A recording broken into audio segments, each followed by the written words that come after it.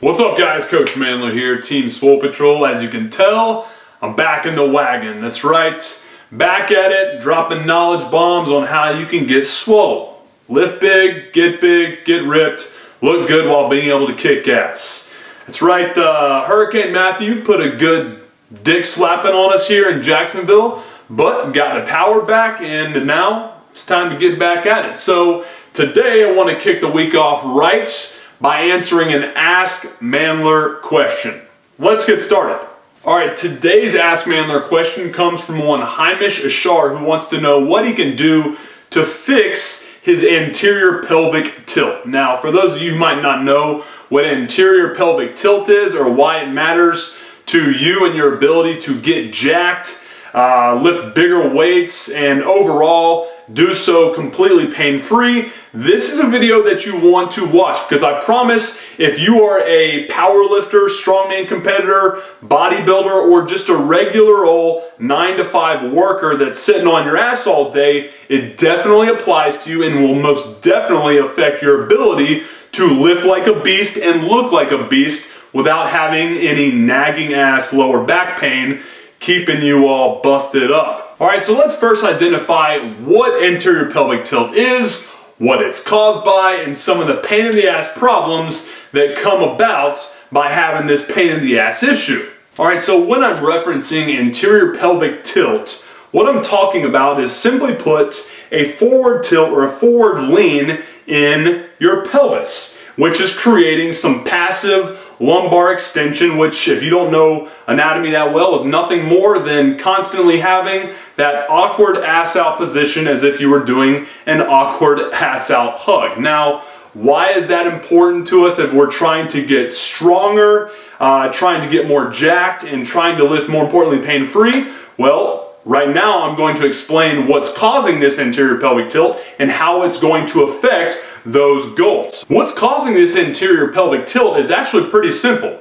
It is a combination of tight hip flexors, your psoas, your iliacus, that are pulling down on very weak rectus abdominis and external obliques, in conjunction with extremely tight erector spinae, your lower back muscles, that are pulling up on weak glutes and weak hamstrings. What happens when you combine those two opposing forces and those two opposing muscles? Well, obviously, if it's pulling down on your rectus abdominis while pulling up on your glutes and your hamstrings, it's going to cause a forward tilt in your pelvis, okay? Which is why we call it anterior pelvic tilt. Now, why does this suck? The big one? Well, we know in order to move pain-free, fluidly, efficiently, and powerfully, we have to maintain a neutral spine, which is making sure that your thoracic spine, your lumbar spine,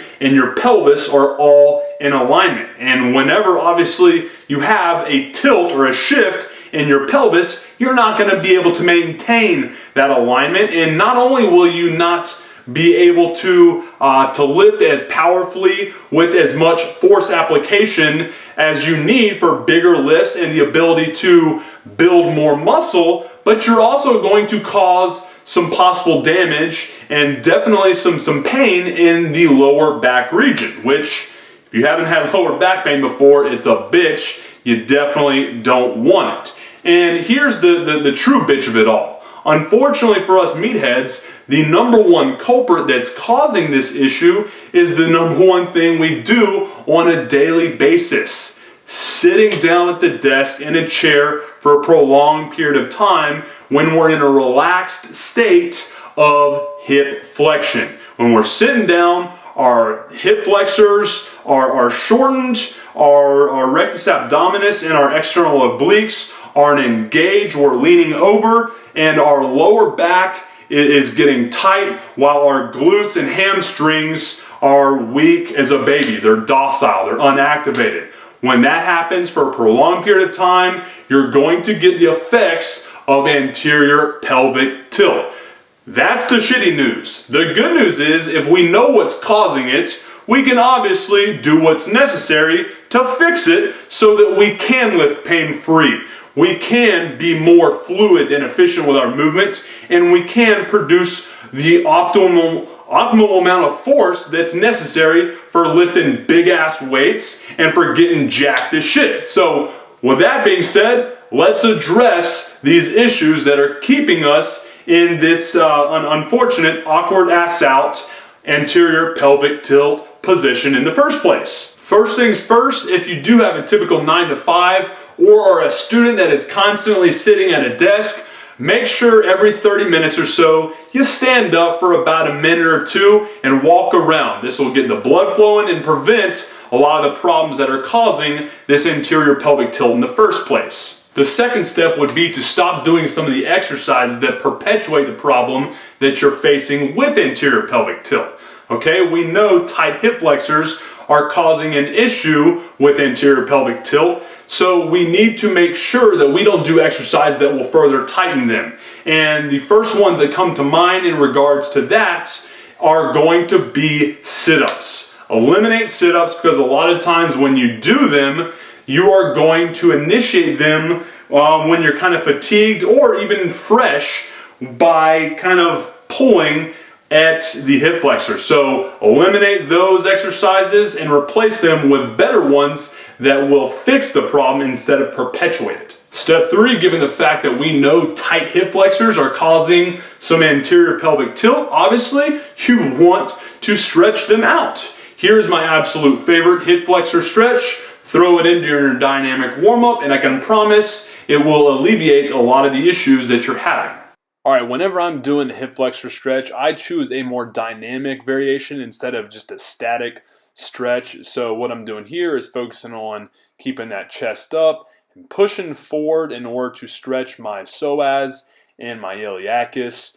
About 2 to 3 sets of 8 to 10 passes is exactly what you need. Step 4, increase strength in your external obliques and in your rectus abdominis using specialized exercises that allow you to maintain a neutral spine. Here are my favorites for both of those.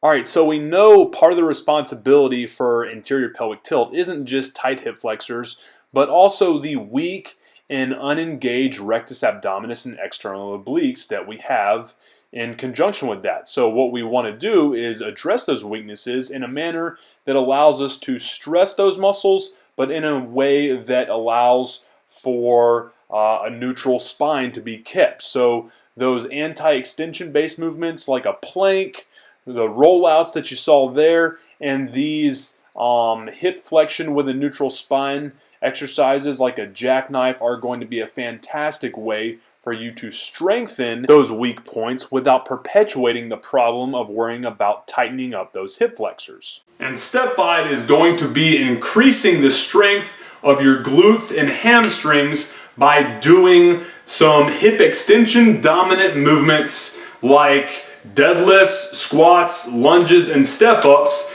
that will kind of compensate for the overload of relaxed hip flexion that you're doing on a daily basis by sitting your ass down for prolonged periods of time. Hey guys, hopefully this video helped you out a little bit, brought some clarity to what exactly anterior pelvic tilt is, what causes it, and how to fix it so that it's no longer shitting on your size and strength gains as well as causing you that lower back pain that is a bitch and a half. If you dig it and you want more of it, obviously hit the like button and subscribe to the channel. If you have any further questions about this or any other issue that you feel like is causing you to have lower amounts of the gains that you feel like you deserve in size or strength, then leave those questions in the comment section below and I'll get to them in another Ask MANdler video session. And if you haven't done so already and are new to the channel, be sure to pick up your free copy of the muscle building blueprint that I put together for you by clicking on this button right here, or if you're on a cell phone or a tablet, simply go down to the first link that you see in the description area and I'll take you to that free gift page. Once you're there, I'll outline everything you're going to be getting with this kick-ass free gift, as well as what you got to do in order to allow me to email it directly to your inbox free of charge. If you haven't gotten that already, you definitely want to, because it's going to teach you how to put together a program that is bulletproof in its ability to get you to build more functional, powerful muscle mass quick, fast, and in a hurry. So just click right there or on the first link that you see down in the description, and I'll take you to that free gift page and hook you up right now. Appreciate your time, guys. Have a good one. MANdler